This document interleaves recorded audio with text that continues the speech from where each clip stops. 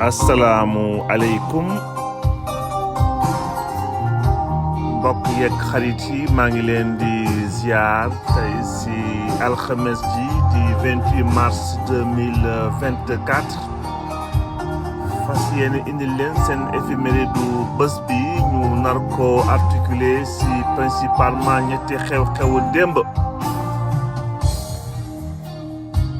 Sunu date bu jiitu bi di 28 mars 1958 bi nga xam ni tey la ñu éliroon kilifa ji naan Gabriel Darboussier en tant que président du Grand Conseil de l'AOF, donc de 58 à 59 dina ñëw ci jaar-jaaram parce que profil bi xëy na ñu mel ni man ñi xam ni xamuñu ko woon dina leen xaw a bett tuuti. Deuxième élément daf ñuy yóbbu ci 28 mars 1962 ci signature ci benn accord entre UNESCO ak République du Sénégal nga xam ni ñoo doon créé woon foofu seen centre régional de formation des bibliothécaires.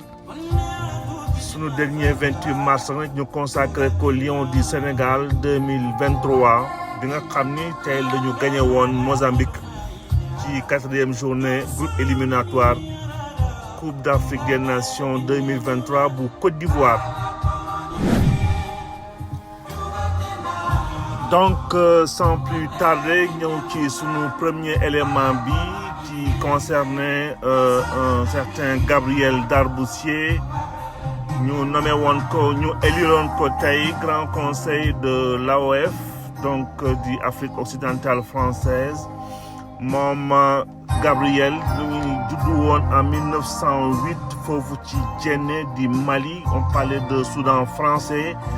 Waajuram bu góor nekkoon administrateur colonial, waajuram bu jigéen nekk jullit tuddoon Aminata Ali Koyaté, nekkoon descendant, c'était une princesse, nekkoon une descendante ci El Hadj Oumar Tall.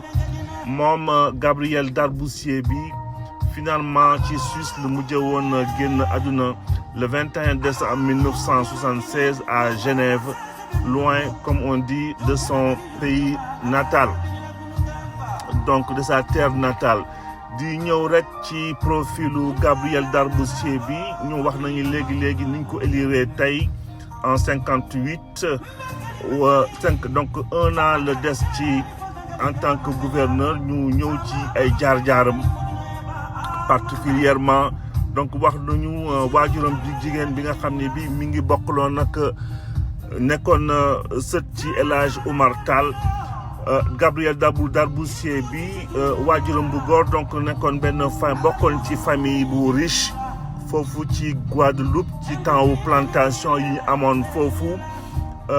Moom nag bi mu commencé ay études en 1930 après études de faculté de droit bu Paris ak Toulouse noonu la dem ci école coloniale commencé fa sa carrière d'administrateur des colonies. Donc nekkoon na aussi ancien élève, on parle de collège de Sorèze. Ci carrière nationale donc vice-président puis président du Grand Conseil de 1958 à 1959. ci vague de décolonisation bi nag noonu la nekkee woon Sénégal ministre de la justice de 1960 à 1962. ci biir carrière am internationale nag xamee woon nañ ko particulièrement directeur adjoint bu UNESCO de 1963 à 1964 puis ambassadeur en France ci même date yooyu dans la foulée. Gabriel Darboussier nekkoon na aussi directeur adjoint de l'Institut de recherche du ONU de 1965 à 1966. Balaay aussi par la suite nekk ambassadeur RFA, on parle de donc République fédérale d'Allemagne, bla RFA RDA, mais là c'était plutôt RFA en 1974 ci ay publications nag entre autres du public problèmes culturels de l'Union française, donc l'Union française universitaire en 1949.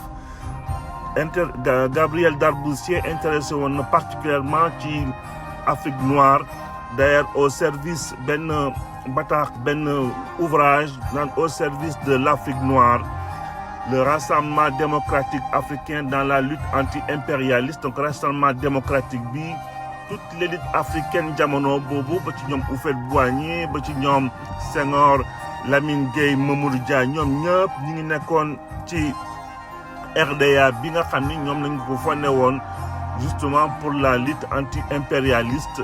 Notice boobu nga xam ni ki ko bindoon di Houphouët-Boigny ñu ki ko rapporté woon di Gabriel Darboussier di nekkoon foofu ci comité de coordination bi le 2 octobre 1948 ci Dakar. Donc impression li mu fa bindoon ci jamono boobu on les appelait aussi les impressions rapides en 1900 ñu ngi ko doon publier aux impressions rapides en 1949. beneen ci publication c'est l'Afrique vers l'unité en 1961. donc nekkoon na koo xam ni kii ci jaar ci addinam ci parcours professionnel am justement nekkoon na ku mandargal ci sunu histoire marche vers la décolonisation ba ñi nga xam ni moom donc on considère comme benn métis à l'autre ci comme bëri nañ fi ay exemples yi nga xam ni balaay puissance coloniale di dénk lenge yi totalement ñi nga xam ni ñoo nekk des purs africains. Donc il y avait des passerelles comme ça ñi nga xam ni xëy na c'était une question de confiance. Donc ñi nga xam ni ñoo assuré woon continuité bi entre pouvoir colonial ak indépendance yi nga xam ni indépendance quasiment totale on va dire au niveau administratif sans trop rester dans certaines considérations. Donc tey kilifa ji tey lañ ko éliroon président du Grand Conseil bu AOF en 27 mars 1958 toog fa 1 an te waajuram bu góor ne ni plus ni moins El Hadj Oumar Tall te mu bàyyi ko woon finalement en 76 foofu ci Genève. Sunu deuxième élément tey daf ñu yóbbu ci signature UNESCO entre UNESCO ak République du Sénégal ci accord bi nga xam ni moo permettroon établissement à Dakar du centre régional de formation des bibliothécaires dans CRFB.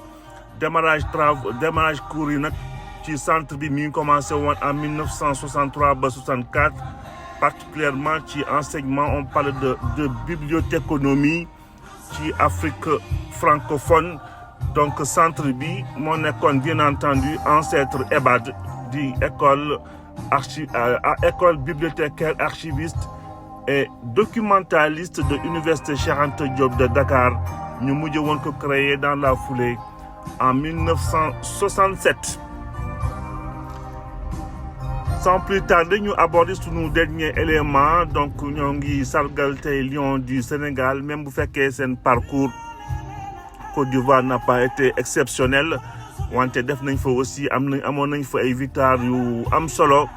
Donc ñu ñëwaat tey rek ci éliminatoire yi 28 mars 2023 donc cadre 4e journée bi le éliminatoire Coupe d'Afrique des Nations équipe nationale du Sénégal mujj woon a gagné équipe Mozambique foofu ci Maputo 1-0 foofu finalement mu mujj qualifié ci phase finale janvier 2024 yi passé. Donc but bi ko marqué woon di Boulaye Dia ci passu Sadio Mané. Ñu rappeler dans la foulée que match aller bi ci stade Abdoulaye Wade ci Diamniadio le 24 mars c'est le Sénégal gagné woon équipe Mozambique bi 5-0. Donc groupe L bi ñu demee ci Côte d'Ivoire Sénégal waroon na ànd ak Bénin, Mozambique, Rwanda. Donc ak Sénégal ñoom ñoo constitué woon groupe L bi dem foofu ci Côte d'Ivoire. Donc di jeexalee fii tey sunu éphéméride ba suba dikkaat fii ci àjjuma ji ak yeneeni dossier yeggale waxtaan bi. D'ici là, passez une excellente journée.